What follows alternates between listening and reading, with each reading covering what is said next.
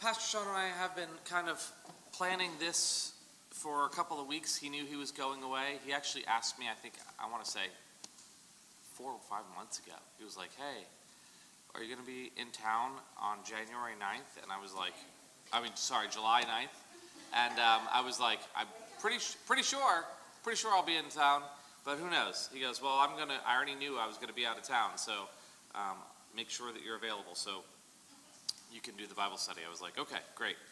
And so we knew this, and then, you know how the Bible study goes. You never know where you're going to be in the Bible study for that. So it's like, we've been like, okay, we're in 1819, we're looking at that. So then with me being gone last week, I was like, so I planned on you being somewhere between 22 to 25. Where are you at right now? He's like, we just finished 23. And I was like, okay, perfect. So I was already reading up and already preparing most of my notes, so it was good. So, did anybody read ahead and read through 24? No? That's okay. Good. That leaves it all for a surprise. I love it. Okay. So, just a brief recap. Paul has been in Caesarea, right? He ends up getting sent to Felix, the governor, and the tribune Claudius Lysias brought him to Felix, protected him. All this stuff has been going on, right? So we're here. We're now in 24. Paul is brought before Felix. So, before we start, I wanted to kind of give you, if you know how I am, I like a little bit about history.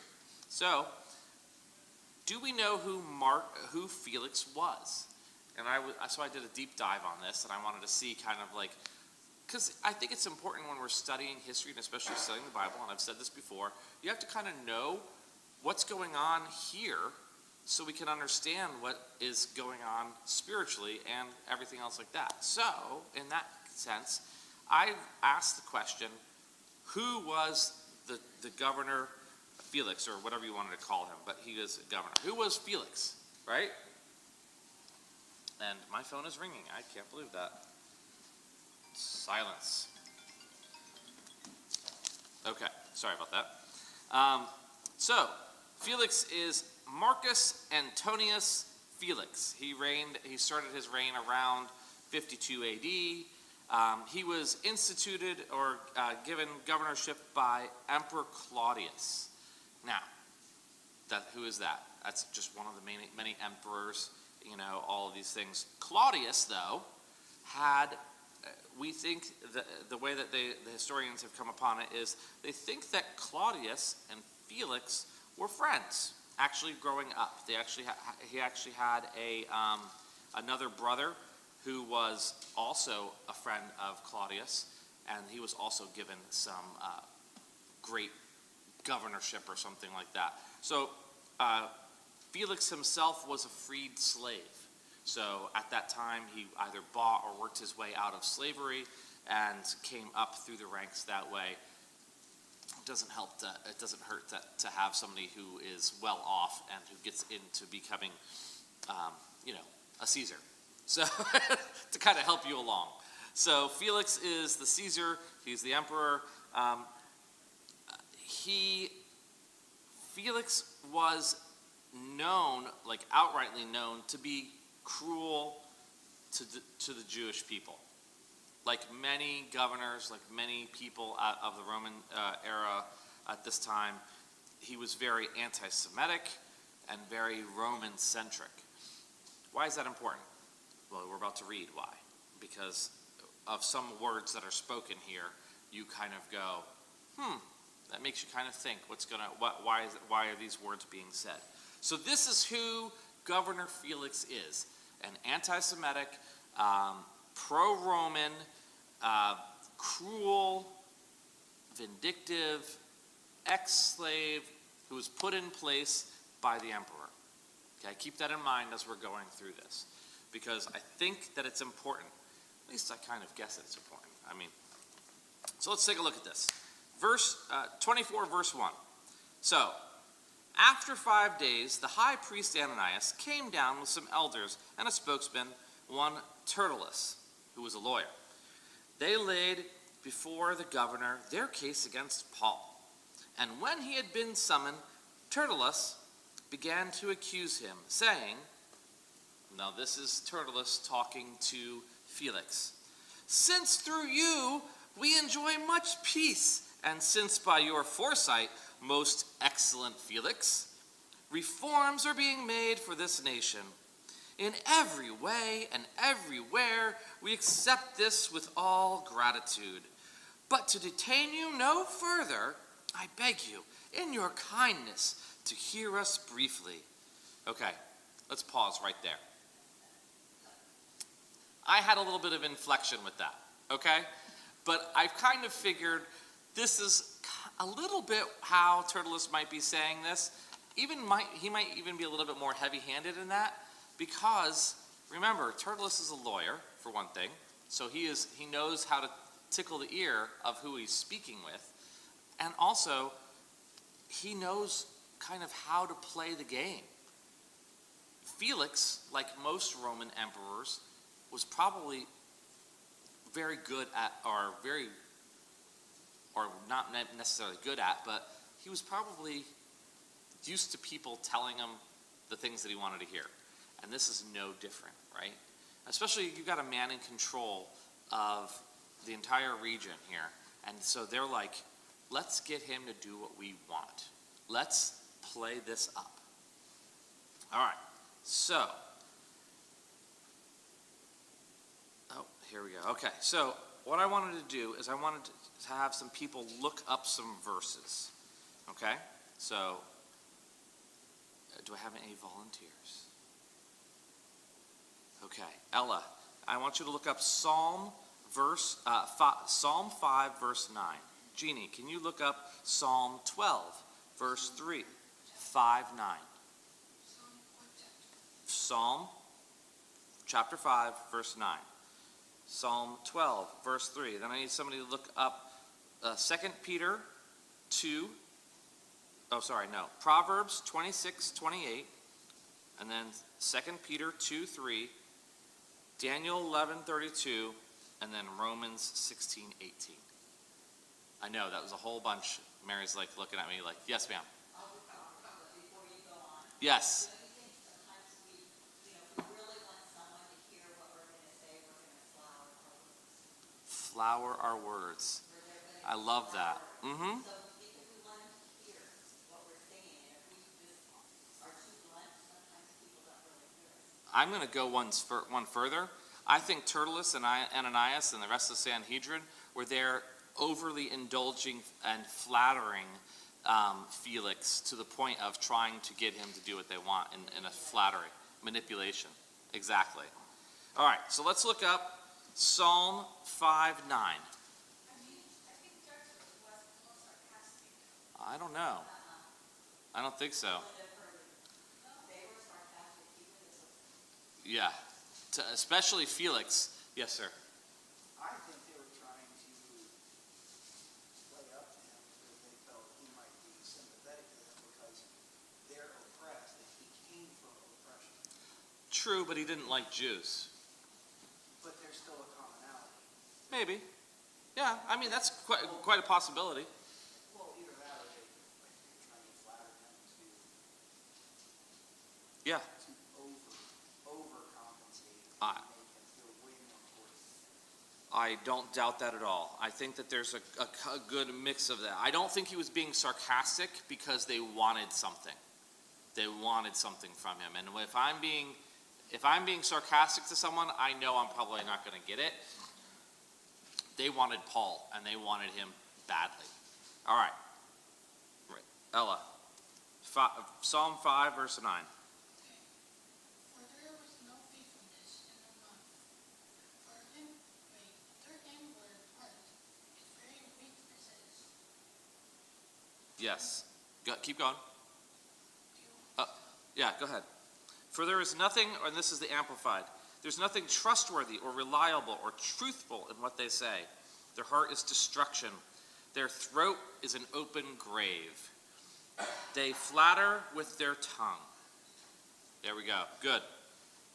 All right. Psalm 12, verse 3. The Lord shall cut off all flattering lips and the tongue that speaketh proud things. Okay. That's pretty intense. Okay. What did I have next? Proverbs 26, 28. A lying tongue hates those who are crushed by it, and a flattering mouth works evil. Very good. Excellent. Verse 4, or the fourth verse, 2 Peter 2, 3. Somebody get that for me? If not, I can look it up real quick. 2 Peter 2, 3. I'll read that. And in their greed, they will exploit you with false arguments and twisted doctrine.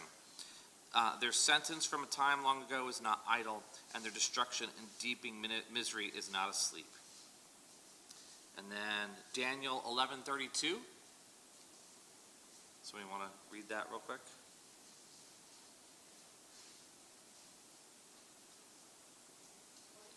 Those who do wickedly against the covenant he shall corrupt with flattery, but the people who know their God shall be strong and carry out great exploits. Very good. And then last but not least, Romans 16:18. So you want to look that up? For such people are not serving our Lord Christ, but their own appetites. By smooth talk and flattery, they deceive the minds of many people. Very good. Thank you. All right.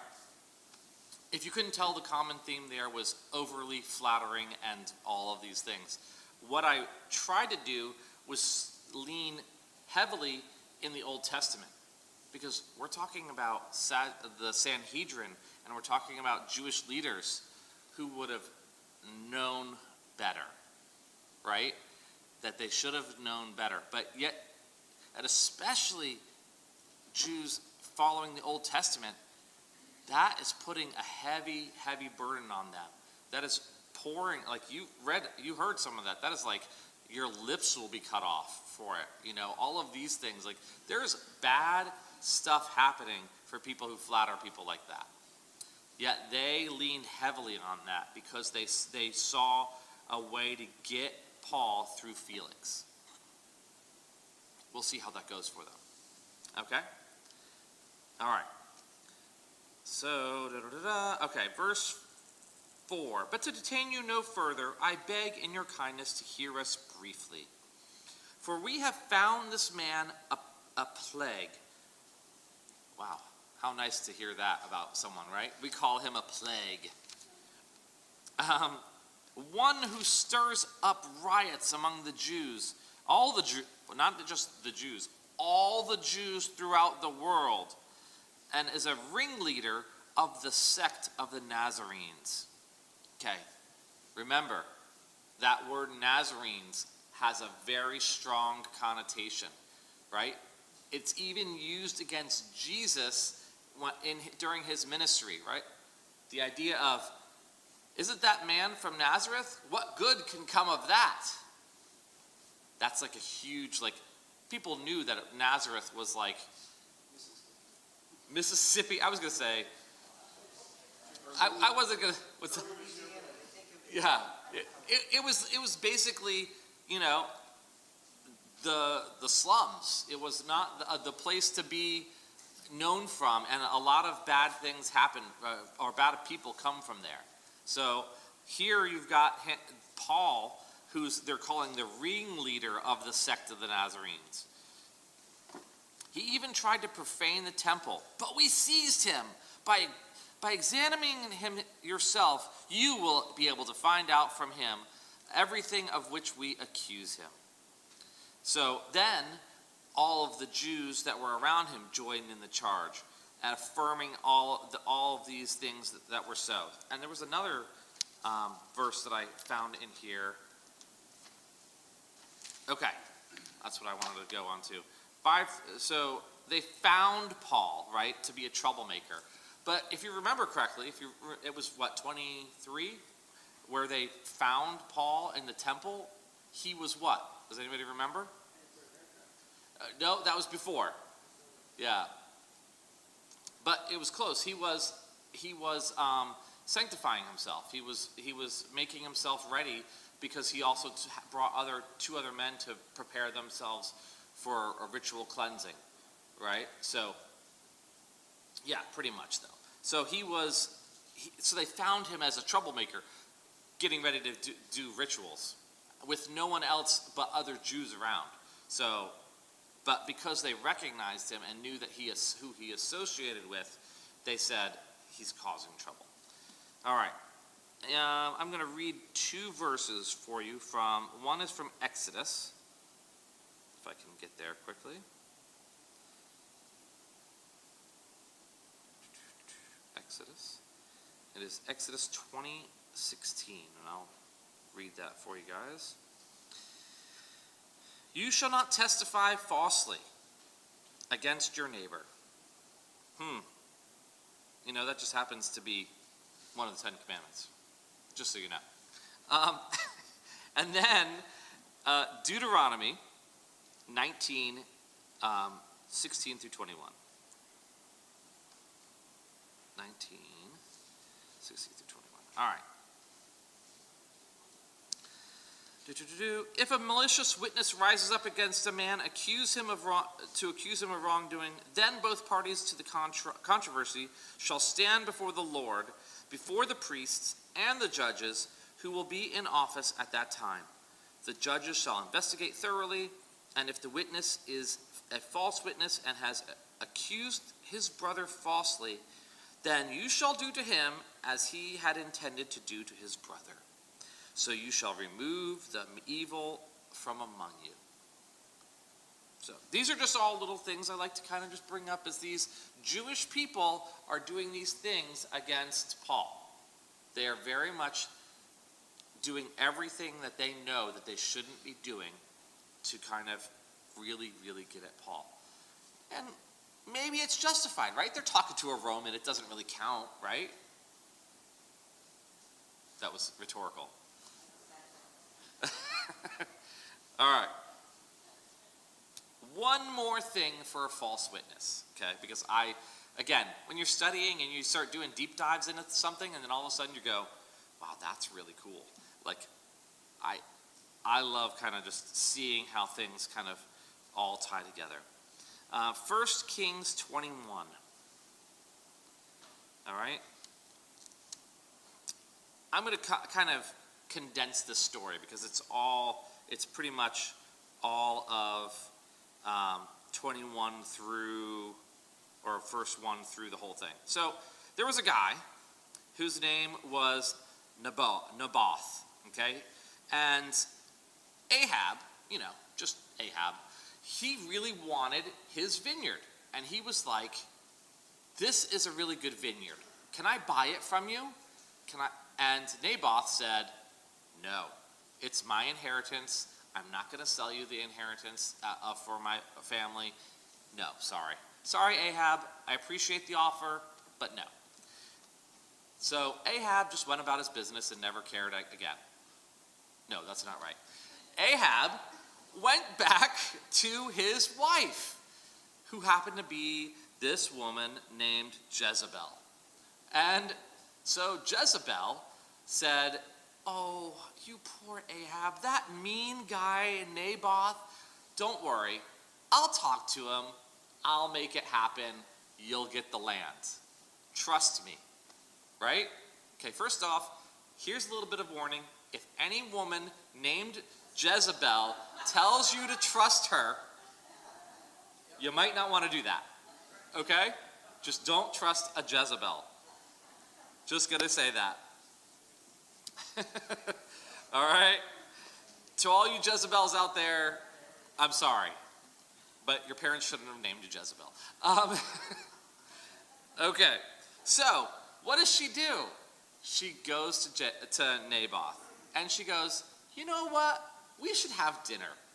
We should get together and I want to celebrate you. This is going to be a lot of fun. And he goes, oh, yeah, I got a vineyard. Why not? Let's have a celebration. And she gets together, and then she goes to some leaders of the town and goes, hey, Naboth, I want his land, and you're going to help me. And here's what you're going to do. You're going to hire some false witnesses, and you're going to, in the middle of the dinner, you're going to stand up and accuse, both of you are going to accuse him of doing evil things, and then you're going to take him out and kill him. And then we get his land. How's that sound like a party? Right? And guess what? It worked. 100%. That is pretty devious, okay? So I know it's a sidetrack from where we are in Acts, but that's what I wanted to talk to you, like the false witnesses. This is what these people were doing to Paul, in the sense where they were trying to get their witnesses to stick together and to do everything. And for whatever reason, we know why, it did not work. So just beware of false witness and any woman named Jezebel. All right. So here we go from here. Let's see. Okay. So the Jews joined in, also in charge, affirming that all these things were so. And when the governor had nodded to him to speak, being Paul, Paul replied. Excuse me for just a second while I get some water. All right. Knowing that for many years you have been a judge over this nation. Now, granted, see how this is starting differently than Turtle Guy, whatever his name is. Turtleless, okay? I just called him Turtle Guy as I was studying. I was like, I can't remember your name.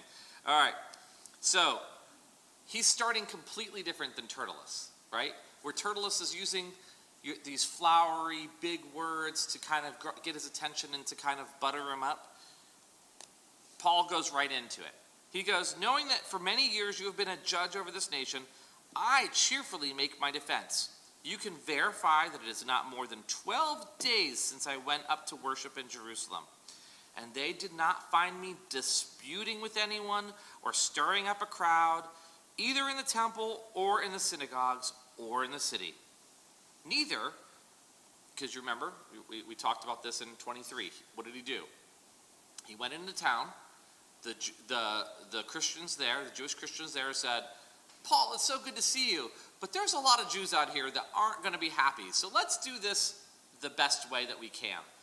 Go and make a sacrifice. Go and do all these things. And that's exactly what he did. So he didn't stop to go preach in the streets. He didn't stop to do anything. He went to them and went there. So these are all things that we know and are aware of. So here we go. Neither can they prove to you what they now bring up against me. But this I confess to you, that according to the way, which they call a sect, I worship the God of our fathers, believing everything laid down by the law and written in the prophets. I'm going to stop there for just a second. This has been brought up numerous times as we've been talking about Paul. Paul has continually said, while Paul preaches to the Gentiles, he says, do these things, right? It's even been said by the other apostles. Do these things, don't put a burden on yourself to be under the law. But if you're in the law, you don't have to continually fulfill the law because it's already been fulfilled by Christ. Yet he here is saying, he says, I worship the God of our fathers. Plain, simple truth. There is no question about all of this. He even says that he's believing everything laid down by the law. Why is that? Who was Paul? He was a Pharisee. He was a Pharisee of all Pharisees, right? He was a Pharisee to the Pharisees. So he believed every bit of the law. He believed every bit of it. And everything that was written in the prophets, because he knew he could take what was said by the prophets and see how that laid out and brought you straight to Jesus. So the God of our fathers, all of the law, and all of the prophets that point to Jesus. So he's laid this case out perfectly. Okay? Having a hope in God, which these men themselves accept, that there will be a resurrection of both the just and the unjust. So, remember, there was two sects of Pharisees. There was the Sanhedrin, and I can't remember the other one. Somebody can remind me. Yes, thank you. That's what it was. The Sanhedrin, the Pharisees, and the Sadducees. One of them believed in the resurrection. One of them didn't. The Sadducees did not. So, but these men were the Pharisees, and they believed in the resurrection. So, it was okay. So, and he says something here that is kind of interesting. He believes in the resurrection of both the just and the unjust. We can take a look at that and say that that's the resurrection, and that when we look at that, that's the kind of the judgment after Christ has come back, right? At least that's my interpretation. Does anybody else have another? Okay, good. We're all on the same page then. All right. So, I always take pains to have a clear conscience toward both God and man. Now, after several years, I came to bring alms to my nation and to present offerings. No lies detected, right? Everything is saying it's all truth so far. Continues to say, while I was doing this, they found me purified in the temple. This again we know from previous scripture. That's exactly what happened. I am on 18 now. While I was doing this. You're way behind. Okay. Did I skip anything? No? Okay, just making sure. Yes, Ella. 24:18. 18. While I was doing this, they found me purified in the temple, without any crowd or tumult, but some Jews from Asia. They ought to be here before you and to make an accusation, should they have had anything against me. So you remember, he got followed by the Jews all around Asia, getting persecuted by them from town to town to town to town. And then they followed him back to Jerusalem, and now but where are they? His accusers are not anywhere near. Only these. All right? Or else let these men themselves say what wrongdoing they found when I stood before the council. All right? So, other than this one thing that I cried out while standing among them, it is with respect to the resurrection of the dead that I'm on trial before you this day. So that's what they're all upset about, because he said of the resurrection of the dead, and he mentioned Jesus. Okay, so that's it. That's why they're upset. Notice, Paul did not get all flattery with Felix. He wasn't concerned that he was a governor there and that could hand him over or anything like that. He wasn't worried. He spoke truth. He was clear in what he spoke, and it was up front. He didn't have to worry about any flowery words. All right. We good? Gonna move on. 24 is a very quick chapter, because it's a accusation and defense, and then we see what Felix does. So don't worry, I've got a little bit of 25 as well, so if we want to talk about that as well. So, all right. So, here we go. Felix gets done listening to both the accusers and the accused. But Felix, and this part fascinates me, because there's nowhere, I couldn't find anything that really explained this very well. But I just have my own thoughts and interpretations on it. But Felix, having a rather accurate knowledge of the way, put them off, saying, when Lysias the tribune comes down, I will decide your case. So, why do you think Felix had an accurate knowledge of the way?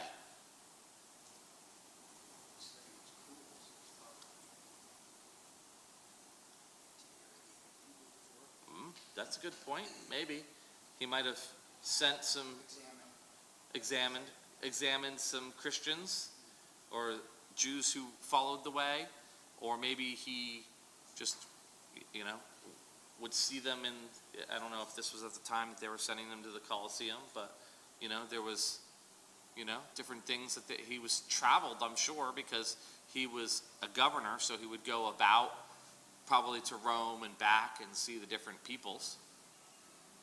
Well, surely the ones who had accepted Christ were quiet. And so, word spreads, good or bad, but Mm-hmm. for it or against it. So I'm sure people have come back to him and said, Felix, did you hear? This is going on. Remember, he's also a government official, That's right. right? He has to know what's going He on kind of has to know what's going on. in his territory. Yes. I think the Jewish people that were keeping Paul at this time, they didn't know what's going on in the other areas too. Oh, for sure. So, so it's not like they were accusing Paul, Paul, they didn't see it, but they would have known Paul's reputation. Sure. Because it preceded him, because his Christ's reputation. Exactly.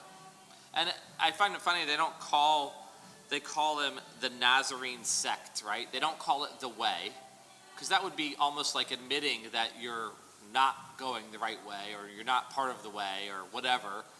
They call it the Nazarene sect because it's following after Jesus. So they're ultimately denying, the Jews are ultimately denying Christ in even the admittance of what that sect is called.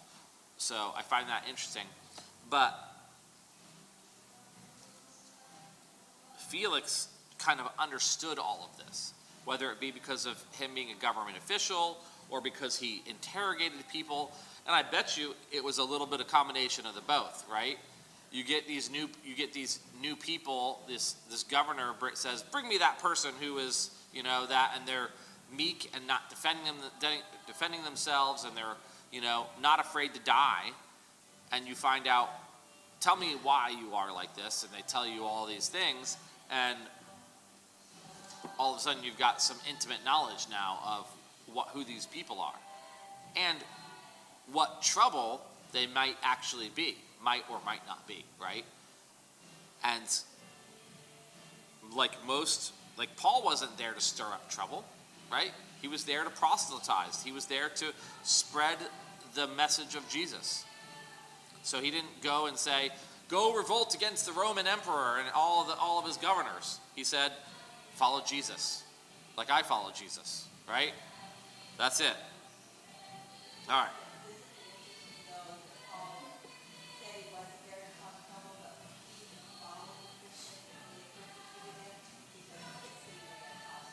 Oh, he was originally there to cause trouble. Right, but that's like what, 10 years ago almost, probably? Maybe even a little bit longer, right? Because how long was he all through Asia? So I mean, but when he started out, he was there to cause trouble. And he would have been justified, yes. Well, semantics, right? But in reality, who do we see causing the trouble? The Jewish people, time and time again, were causing strife. They were causing the city to go into uproar.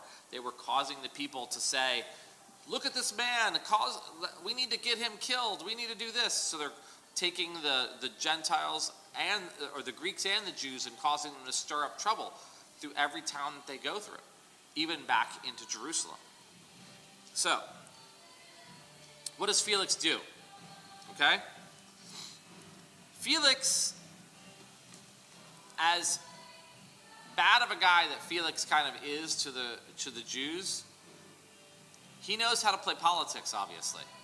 He kind of goes, and he is a politician for sure. Because he says, "When Lysias the tribune comes down, I will decide your case." Now, this was a tribune. He was a military tribune, so he probably traveled back and forth quite regularly, right? This was a guy who was high up in the military, who was making sure that the other people in the military were doing what they were doing. Not only that, but Lysias was the guy who brought Paul down, right? Who protected Paul from the Jews, who helped him. So Lysias was kind of sort of probably a little bit intrigued by this whole thing. I know if I was in the military and I stopped somebody from being stoned to death and brought them and protected them, I would be like, hey, what happened to that guy?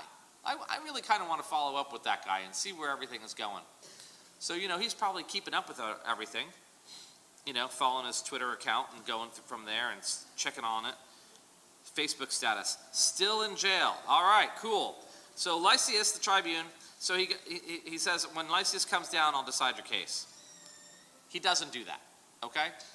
He doesn't do that at all. Then he gave orders to the centurion that he should be kept in custody, but have some liberty. This is the nicest guy. Like, Felix, all the bad things that probably Felix did to the Jewish people, he sees Paul and is like, you know what? I'm going to get the best of both worlds here. I'm going to make the Jews happy by keeping Paul in jail, right? He didn't really keep him in jail. He just kept him in custody. He didn't stop. He specifically tells Lysias, don't stop his friends from coming around, okay? We're going to let him see his friends. We're going to let him talk. We don't want Paul mad because why? He's a Roman citizen, right? I can't really do anything unless I want to judge him, and I don't have enough to judge him, so I have to kind of like put him in jail, but keep him in custody, right? So he's kept in custody. Let him have some liberty, and that none of his friends should be prevented from attending to his needs. So here you go. You got all of his friends who are coming by. They're like, wow, this is pretty sweet. You get 3 meals a day. You're all... No, not like that. Not like that. I'm just kidding. But Paul is kept in custody, still able to minister to his friends, still see people, and still have that thing there, but he's kept in custody. What did Paul say he was going to do? Did anybody remember the thing that Paul continually said that he was going to do? Go to Rome. He hasn't been to Rome yet. Paul, in his mind, he's like, this is just a stopping point. I'm not in Rome yet. I haven't gotten there. So when I get there, I know that's when that's going to happen. Whatever is going to happen is going to happen. But until then, I'm going to do what God tells me to do. And right now, I'm in Caesarea and I'm in custody waiting to be sent to Rome. But he doesn't get to Rome yet, right? He's not there yet. All right. So, after some days, let me see my notes here. Ah, yes. Okay. After some days, Felix came with his wife, Drusilla, who was Jewish. Do you know how Jewish she was? Drusilla was the sister, well, the daughter, actually, and then the sister of King Agrippa. So, she was the daughter of King Agrippa from back in Acts 14, who he did something really great, and then the angel came down and killed him because he took all the credit for it. So King Agrippa was her dad, and Drusilla was Jewish. Felix, not a Jew. Okay, we've already come to. He's a Roman, and so Felix brings Drusilla, his Jewish wife, to listen to Paul. Because he's like, I got to at least look the part. I got to look like I'm trying to bring a judgment about here. So, Drusilla, why don't you come down with me? We're going to listen to Paul. I'm going to have you listen to him because I want to get your take on this. Now, as a husband, I can honestly say that I have had my wife listen to things for me because she's a lot smarter than I am, okay? And I will literally say, hey, honey, why don't you give me your opinion on this, okay? Because I want to make sure that I'm not in trouble later for the wrong opinion. So, and I mean that in the nicest possible way, so when my wife listens to this later, she knows that I'm not saying that in a bad way, but we want to make sure that we're on the same page, right? Felix already said, I don't really see anything wrong. Drusilla, honey, can you tell me, did I miss something here, right? So Drusilla kind of just was like, no, I mean, he can have his opinion. So, side note, again, another deep dive that I did. So Drusilla is King Agrippa's daughter, King Agrippa II's sister. We're going to come across them in just a little bit, okay? So, but she was actually given as a bride to some prince in Egypt. Not the Prince of Egypt. Don't worry, that's a whole different movie. Nobody? Okay, whatever. All right. So, thank you, Mary, for the head shake. I appreciate that. So Felix, being the good Roman that he is, seduced her and she left her husband to become his wife. So all these things. So good times. So she was a very upstanding citizen, a very good Jewish woman, faithful to her husband. Not at all. Okay? So that's Drusilla, just so you have some context. All right. So after some days, Felix came down with his wife Drusilla, who was Jewish, and he sent for Paul and heard him speak about faith in Christ Jesus. How awesome is that, right? Like, God is using every opportunity to continue to have his name preached, right? Paul, you're going to be in custody. But you're going to speak to the governor. You're going to speak to his wife. You're going to speak to the Jewish people continually. And he reasoned about righteousness and self-control and the coming judgment. Pause for just a second before we read even anything further. He was preaching hellfire and brimstone, and he is speaking truth to Felix and his wife. And probably because a governor at this time was not just by himself. His wife, they're usually going to have a large group of people with them, right? You have the people that are serving them. You have the other officials from other parts of the town, different people. So here Paul is just preaching. He's preaching the truth of Jesus. And he got to do that until this amazing sentence, this part of the sentence here.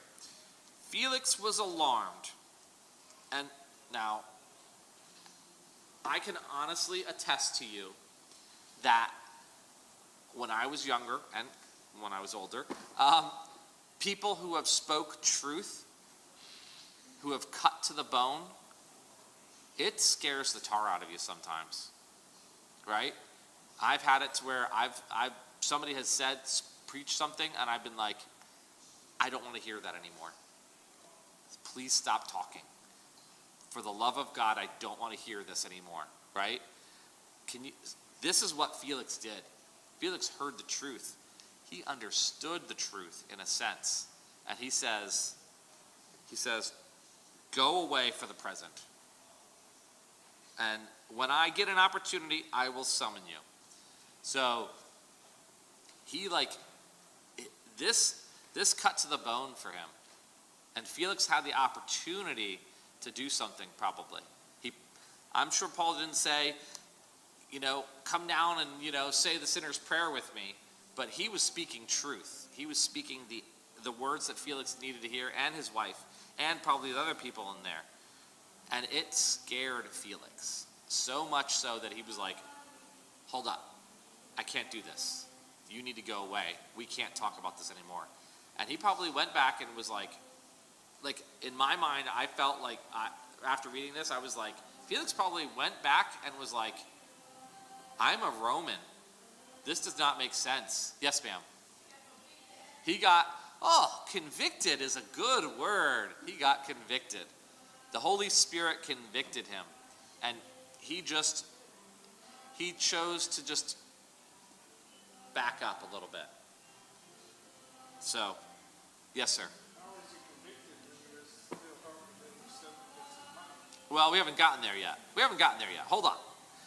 This is two different times. So the way this is written is, he didn't want to hear him, but I think he was convicted. Now, there's a thing, though. Here's the thing. You can be convicted and not, thank you. You can not respond to that. I can be convicted and be like, yep. Anyway, and go on to that, because conviction takes shapes in many different ways, right? We have free will, sure. And Felix, I mean, a lot's going on here. You know, Felix is like feeling it. And he's like, whoop, putting the brakes on this. And then it continues on, as you said, after he says that. And then at the same time, he hoped that money would be given to him by Paul. Because like any good government official, he wants his hand greased, right? Well, let me rephrase that. Any good corrupt government official, he wants his palm greased, right? So he's hoping that Paul gets tired of being kept in protective custody, or whatever you want to call it, and kind of pays him off to let him out. Because then he could be done away with him, and he could be like, oh, well, you know, Paul's innocent, right? He can make that judgment and go from there. So he's hoping out, he's holding out hope that Paul will finally just give him some money to be done with them all. So he continues to send for him often and converse with him. So while he's being convicted, he's probably at the same time, like you said, not responding to that conviction. So he is still being corrupt. Okay? So then he goes back and forth for 2 years. This happens for 2 years. This is how long he keeps him in captivity. So when 2 years had elapsed, Felix was succeeded by Porcius Festus, and desiring to do the Jews a favor, Felix left Paul in prison because, you know, it's not my problem anymore. I'm okay. We're going to give that to the next guy. So, I'm going to go a little bit into 25. You guys okay with that? Just because, yes? Okay. So, you got a new governor coming in, Porcius Festus. Okay, so let's look at 25 verse 1 here. Now, 3 days after Festus had arrived in the province, he went up to Jerusalem from Caesarea. And you know what any good person does when they find out there's a new leader around? They just flood his gates, and like they go up to him and we're like, hey, you're the new guy. Guess what? We're the chief priests of Jerusalem and Caesarea, and we got this guy that's been in prison for 2 years. We'd really love if you would make a decision here. We know you're new. It's all good. We're here to help you. We're your friends, right? We're here to make your job easier. See that? Has anybody ever been in that position where you've had people do that to you? Or have you ever been that person who looks for the new guy and says, I can get something out of this? I've been both, okay? I'll admit that. I've been both. When I was a new, so there's, we'll do a segue here. When I was a restaurant manager and I was a new restaurant manager, okay? Usually they kind of see the writing on your forehead that says chump on it, okay? And you got all these people that come up to you that want to be your friends. So they get the best shifts, you know, the best things out that they think that they can get from you. And as somebody who used to be a server, I knew exactly what they were doing because I did the same exact thing to every new manager that came in. I was like, hey, I'm one of the better ones. You can give me the good shifts and I'll make sure your life is easier. So I knew what was going on here. Unfortunately, I don't think that Festus kind of had that idea, because as we kind of discover, well, first off, there's not much written about Festus. He didn't last long in his position. Either he died or something happened. He just didn't last long. So not much is known about him. So when Festus arrives in the province, the chief priests and the principal men of the Jews laid out their case against Paul. Can you imagine being in office for 3 days and all of a sudden people are coming up to you and hey, you got to make a decision about this guy that's been languishing in prison for 2 years. You need to do this.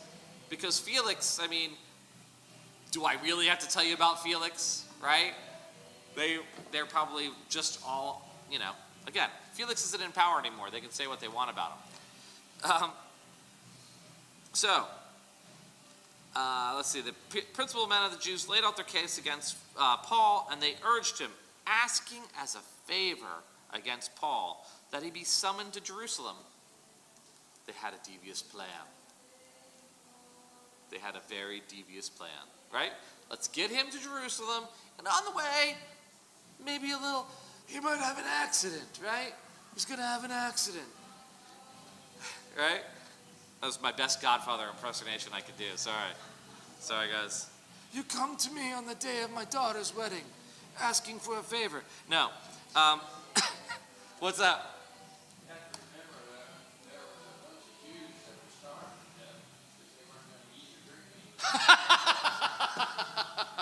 I did forget about that. Yes, thank you for reminding me.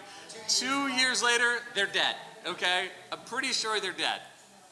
Especially if they literally held themselves to that. Thank you for reminding me of that. That's great. I love it. All right. So, they ask a favor against Paul because they were planning an ambush to kill him on the way. Okay? Now, Festus, I don't know if it was that he wasn't the sharpest tool in the shed, or that he just he was slow on the uptake, or maybe he was just a nice guy, right? Maybe Festus is that nice guy. He replies that Paul was being kept in Caesarea, and that he himself is going to go down there. So why don't you guys come down with me instead? We're going to have a lot better of a time if we all go down there and leave Paul down there, right? Like, he is oblivious to that, that hint, nudge, nudge. Hey, get Paul to come up here. We'll make your job easier. No, let's go down and see him, because I got to go down there anyway. We'll all just kind of travel together. Totally killjoy there, right? He totally misses the whole opportunity, which is a good thing, right? So, let the men of authority among you come down with me. If there's anything wrong about that man, let them bring charges against him. Basically, we're going to go down there and do that instead of, I'm tired of Jerusalem. I want to go to Caesarea. I hear the beaches are great. It's a fantastic time. The weather's great this time of year. Let's go down there. So he stays with them a couple more days, 8 to 10 more days, and then he goes down to Caesarea. And then he takes his seat on the tribunal and orders Paul to be brought. When he had arrived, the Jews who had come down from Jerusalem stood around him. And I just can imagine the whole scene, right? Here is Paul. He's brought forth again in front of another governor. And here are these probably the same Jewish men. Now they're aged 2 years. And they're like, this man, he's been can you imagine this whole thing? They're just going on again. They're railing. Talk about a root of bitterness. Can we say that? You're holding on to something for this long, you have a complete root of bitterness in you. So he comes down from Jerusalem, and they stand around him. They bring serious charges against him that they still, you would think 2 years, they'd be able to get two guys to come up with the same story. Right? Yeah, you got to remember. Wait. What was it that we said? He was causing trouble. What? Can you just think of something? Just, Jedediah, think of something. Come on, work on this. Right? So, no, they can't do that. So, they stood around him. They bring serious charges against him that they still cannot prove. And Paul argues in his defense again. Neither against the law of the Jews or against the temple or against Caesar have I committed any offense. But Festus, wishing to do the Jews a favor, said to Paul, I think he's trying to trap Paul, right? Festus thinks he's a smart guy. He's like, I'm going to help the Jews out here. I'm going to set Paul up, and he's just going to, then I'll make a judgment against him. And Felix probably forgot to tell Festus, hey, by the way, that guy Paul, he's a Roman citizen, so don't try to do anything, right? He probably was, probably overlooked that a little bit. So he says, do you want to go up to Jerusalem and be tried there at the charges before me? Let's make this a regal affair.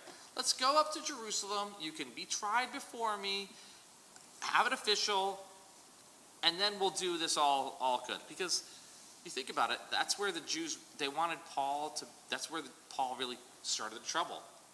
And then they're going to have the trial in Jerusalem. It's going to be this big, great Jewish affair. They're going to have this great thing.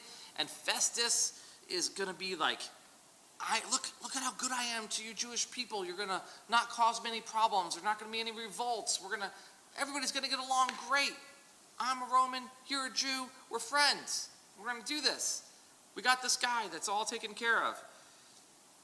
But it doesn't work out for him, okay? Because Paul's smarter than what most people think. At least the Jewish leaders and the Roman leaders, what they think. But Paul says, I am standing before Caesar's tribunal, right? Now, this is sarcasm, okay? This is, I'm pretty sure, is sarcasm. Where I ought to be tried. To the Jews I have done no wrong, as you yourself know very well. If then I am a wrongdoer and have committed anything for which I deserve to die, I do not seek to escape death. But if there is nothing to their charges against me, no one can give me up to them. He says these words that make his way to Rome. I appeal to Caesar. And that's it. And I could just see Festus's face, like he's just like sitting there going, oh yeah, this is going to be great. And then all of a sudden he says, I appeal to Caesar. And Festus is like, oh, I didn't expect that, right? Like, this is going to be different.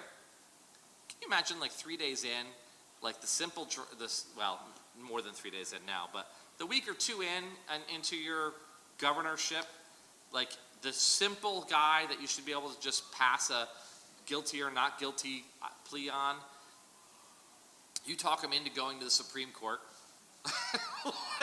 like you just go like, well, I've skipped the appellate court and I've skipped all these other courts and I'm going straight to the Supreme Court. So my name's going to be mud for a little while, right? Like, think about that. That's hardcore. So I appealed to Caesar. Then Festus, when he had conferred with his council, he was like, wait, can he really do that? Wait, let me look at this. Hold on. He's going through the books. He's like, Paul, Roman citizen. Yeah, I guess he can do that. I guess he can do that. Yeah, so to Caesar you have appealed, and to Caesar you're going to go. Okay. Hey, Jewish people, I'm sorry, but he did that thing that I wasn't expecting, so sorry. So, okay. That's all I got. That's what my halfway through 25 point. Any questions, comments, concerns? Paul wrote like 2/3 of the New Testament. There were all these house arrests that he was doing in custody. He had liberty. He had friends attending to his needs. Probably written, wrote. So, I did some studying on that, right? Because, again, deep dive. I want to know, what was Paul doing for those 2 years while he was in Caesarea? They say that most of his time was when he was in Rome that he wrote the other books of the Bible. So the time in Caesarea, he was ministering to the people that were coming to him. But he wasn't writing any, at least that I know of, or that the biblical scholars know of, those weren't where the books were written. They were all written in Rome. Which I found interesting, because I would have thought for sure, if you got 2 years under house arrest, basically, what are you going to do? Right? But he spent the time. Now, don't forget, Felix kept on calling him up, for 2 years to talk to him. And, try to get bribed for something that he was never going to get bribed for. So, Mary, you have a look of question on you. No? You sure? Are you going to say something afterwards and I'm going to be like, no? No. Okay.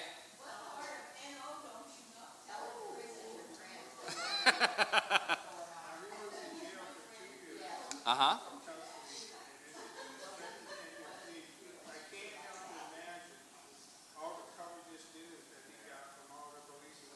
Oh, can you imagine the casseroles? Yeah. Maybe. I'm really interested. Like, there's some things that I look forward to learning about, right? How Paul ministered to the other Romans that were there. Like, he obviously had guards. He obviously was like well taken care of because he was a Roman citizen and he was under house arrest. So the guards that were there when he ministered to people, the other people that saw the love, saw all of these things, like how that would have affected them in their daily life. Like Lysias, like the guy who protected him in Jerusalem and brought him to Caesarea, like all of these things, like what happened to them and how were they affected by Paul's ministry? That's a very just a question I have, because that people just saw that and were like, there's something real about this. I mean, if Felix could feel the conviction just through the conversations with him, I'm sure the people that were there beside him on a daily basis. Like, can you imagine, you're like, hey, we got to hire some more guards. They keep on, getting saved? I don't understand what that means. Can we get some more guards who aren't going to listen to Paul preach on a daily basis or not be affected? But that's just my own questions and my own thoughts. Anybody else? Oh, yeah, right. And that's another 2 years.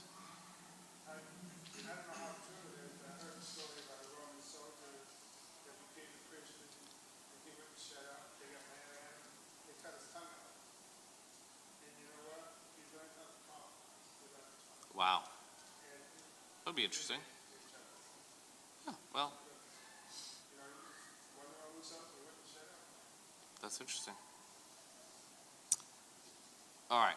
Well, let's pray for just a moment before we're done here. Lord, we thank you for your word, God. We thank you for your example of Paul, that even while in custody, he could show love, he could show patience, and just an understanding of his captors, and that he could speak truth. God, let us all take the time and be able to have peace in these circumstances that we go through, and let us speak truth to those who would accuse us of wrongdoing, to those that would question us. Lord, let us just know that where you are, truth is, and God, that we believe in your truth. We believe in the truth, because you are the truth, the way, and the life, God. And there is none other than you. And we praise you and we thank you for that. We praise you and thank you for just, again, for having your hand upon us as we continue to learn your word, as we continue to study your word. And again, just be with Pastor Sean and Celeste as they're in Texas. Let them have a fruitful time. Let them have a time of relaxation and refreshment, and give them a safe trip home. And in your name we pray. Amen. Thank you. Well, you guys are great. Thank you very much.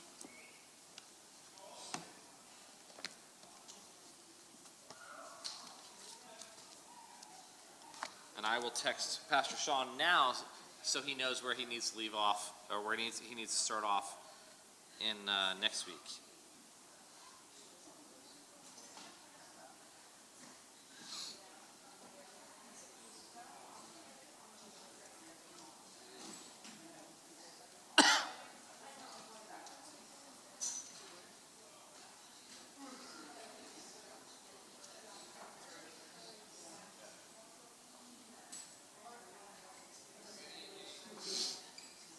So do those help you with hearing? That's good. Wear them for long, and it's like, I can hear everything now, even through the walls. So, in one sense, it's great because I can hear you, it's louder, Yeah. it's louder. But it also, like, when you move your feet, I can hear it like a snap. Or if I stand up and my knees like, Pop. and I can hear it like it's right here. Wow. So, and then I start, when I'm listening to your voice, I can hear your voice, but I'm so used to everything being muffled that I start thinking, I feel like it's actually working that well, because I'm hearing everything else so loud too. So then I take it out and it's like, oh yeah, I'm underwater again. Put it back in. Yeah. That's funny. I was going to say, is I don't think Paul wrote anything until Broken because his character wasn't. Oh. Thank you, Pastor, Oh. for your word. Oh, it's not Pastor Chris, but okay. That's all right.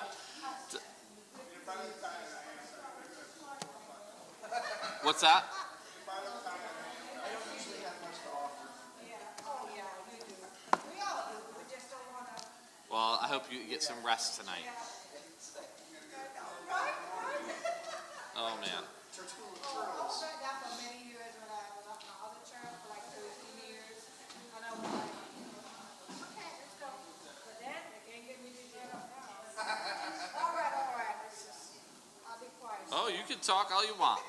You're good. It's nice seeing you guys. You too.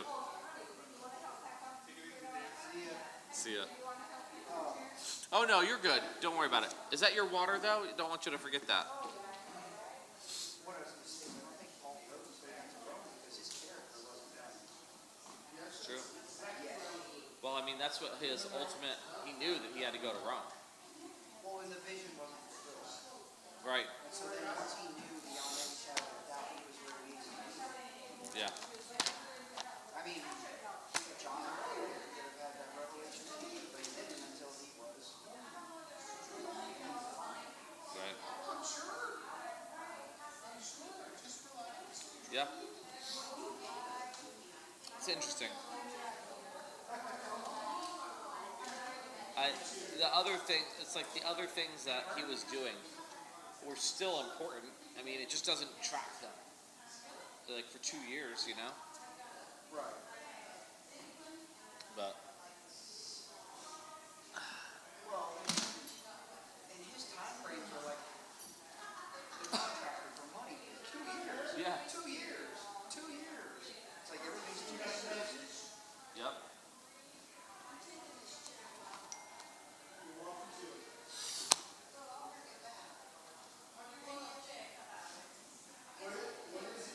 You know what I used to do as a kid with chairs? It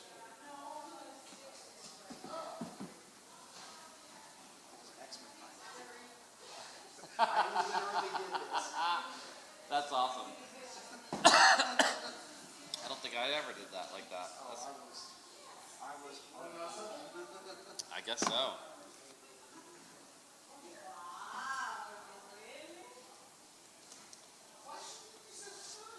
That's one thing I miss about. Being a kid? I think, well, yeah, right. Having, I know, I grew up as soon as Toys R Us went bankrupt, Right? but about not having like a PlayStation. There's no like, you can't get Xbox. Whatever those space flying games, like they got flight sims. Yeah. Those were my favorite. That and racing games. Well, you have Forza. Right? Isn't that on PlayStation? Huh? We have a Switch. You have that PlayStation 2 I gave you. PlayStation 3. Oh, yeah, 3, but I yeah. mean, good luck finding Yeah. games for that. All we use it for is DVDs and Slide Cooper. Yeah, well. I want to get the Switch too. Mario. That looks amazing. But $500? Oh, with the game. Well, what good is it without the game? Because your save data will transfer over. Yeah.